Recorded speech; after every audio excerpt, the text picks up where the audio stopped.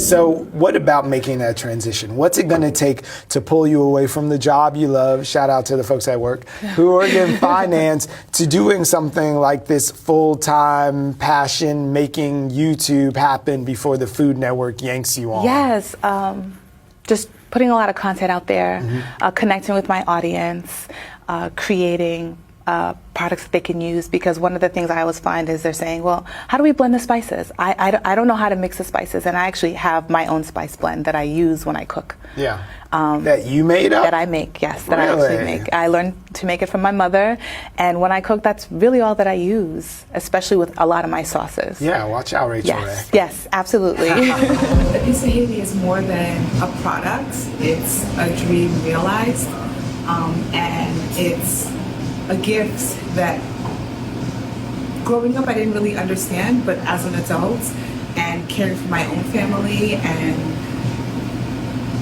cooking for friends, I realized this was something special, and being able to bring this to market, being able to bring this to light, and also being able to have this popular event at Williams-Sonoma is nothing short of amazing. Growing up, my mom purchased all her home items from Williams-Sonoma, and just naturally, you know, I did the same. And so to be able to actually host an event here is mind-blowing. I'm really, really excited for you to come and experience Epis of Haiti and experience the food that we make with our products. Bring your friends, bring your family, bring your appetites. Can't wait to share the experience with you here on May 3rd from 1 to 3:30 at Williams-Sonoma in Columbus Circle.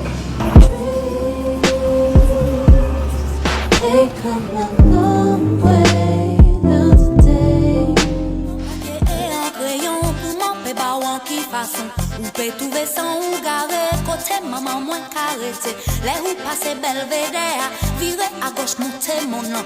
Bon casse blanc, c'est pas comme ça, chercher à la casse ou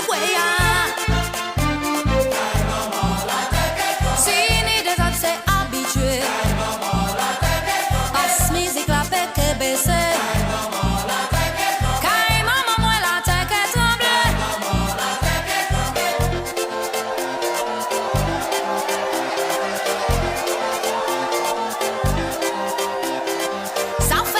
Qui j'en oublié, et vous comme qui dernier fait, pas ni affaire